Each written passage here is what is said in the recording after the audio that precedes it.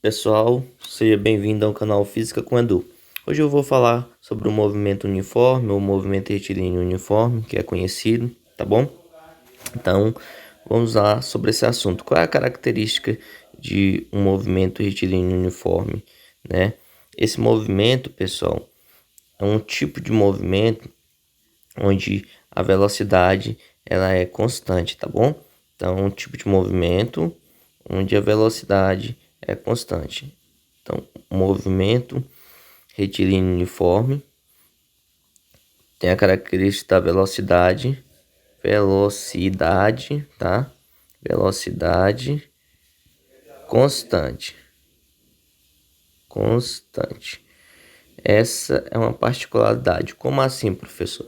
Significa, imagine a seguinte situação, para que a gente possa entender melhor esse conceito do movimento. Imagine que aqui eu tenho uma determinada pista, aqui eu tenho um determinado veículo, tá? Esse veículo. E aqui eu tenho um outro veículo, tá? Um outro veículo. E ambos os veículos, eles estão com uma velocidade, tá? Uma velocidade, por exemplo, de 40 km por hora. Esse daqui tem 40 km por hora. E esse daqui também tem 40 km por hora, tá?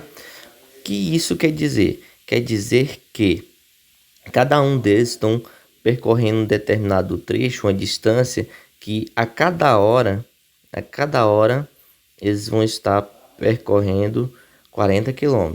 Ou seja, cada um desses veículos estão 40 km por hora. Então essa velocidade é uma velocidade dita como constante, porque o intervalo de tempo são iguais, ou seja, o nosso ΔS aqui, na verdade, ele vai ser igual, sempre 40 km, em um intervalo de tempo de que? De 1 hora, tá? De 1 hora. Então isso quer dizer que essa minha velocidade, ela permanece constante. Não pode ser confundido com a equação da velocidade média, que é Vm, né? Que é igual ΔS sobre ΔT. Aqui, nesse aspecto da velocidade média, é uma média das velocidades, ou seja, a velocidade está variando, não vai permanecer 40 km por hora. Ela pode ser 40, pode ser 50, tudo a partir daí. Mas a partir dessa análise da velocidade média, podemos encontrar uma outra análise do movimento uniformemente, tá? Como assim? Imagine a seguinte situação. Em vez de eu chamar de Vm, eu vou chamar V de velocidade, que é a velocidade constante, né? Usando como essa análise o exemplo que eu falei aqui. E nós sabemos que o espaço, o ΔS, nada mais é que o espaço final menos o espaço inicial. Então eu vou chamar S0 de a posição inicial, tá? Posição inicial. É importante eu e você estar atento a isso. E o S, posição final, tá? Dividido por a variação do tempo. Seria tempo final menos tempo inicial. Se a gente partir do pressuposto que T0 é igual a zero, nós vamos ter só um determinado tempo relacionado. Então, se eu for pegar a expressão V, vai ficar V igual a S menos S0 dividido por T. Esse T está dividindo, ele pode passar para esse outro lado aqui fazendo o quê? Multiplicando. Então, eu posso pegar e vai ficar a seguinte expressão. V vezes T é igual a S menos S0. Reescrevendo a equação, pode ficar S menos S0 igual a V vezes T. Se eu quiser isolar o meu S, isolar esse S aqui, só um momento. Se eu quiser isolar esse S, eu vou passar esse outro aqui para o outro lado. Então eu vou fazer a seguinte situação. Só um momento, isso.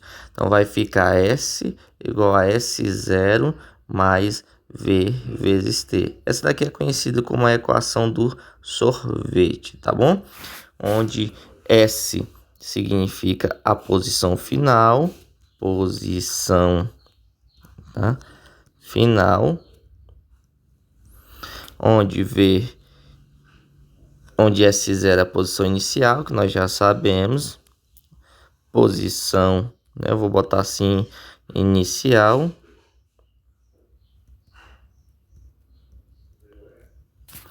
E nós temos o V,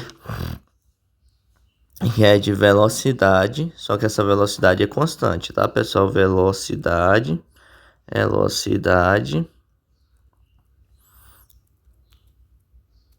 constante.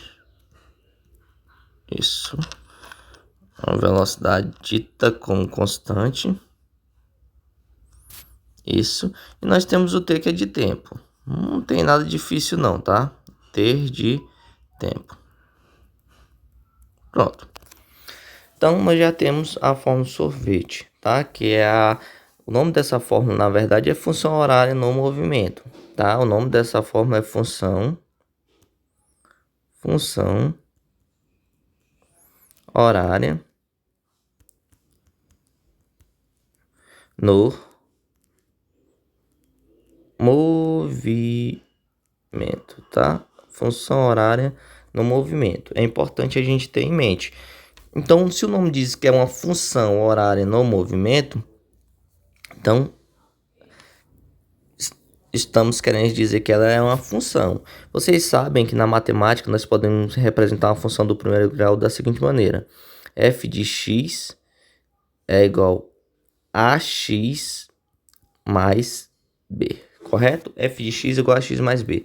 Vamos comparar a essa função aqui, que é a posição em função do tempo, né? Se a gente for observar aqui, ó, f em relação ao tempo seria S0 mais V vezes T, correto? Façam a seguinte comparação, vou mostrar aqui para vocês que o V e o T pode ser associado com o AX e o S0 está associado com quem? Com o P. Estou mostrando para vocês que isso daqui é uma função realmente do primeiro grau. E como a gente poderia representar essa função? Se eu fosse usar a expressão fx, eu ia dizer o seguinte: fx é igual a 2x mais 3. Por exemplo, aqui os valores foram eu que escolhi. Aqui é só uma maneira de se representar uma função. Então, como que eu vou representar essa função horária no movimento? Nessa função horária da posição no movimento. Função horária da posição no movimento, tá, pessoal? Eu botei aqui função horária no movimento, mas é função horária da posição no movimento. Tá, então vamos lá. Como que eu posso fazer isso daqui? Só um momento. Não, tá certo.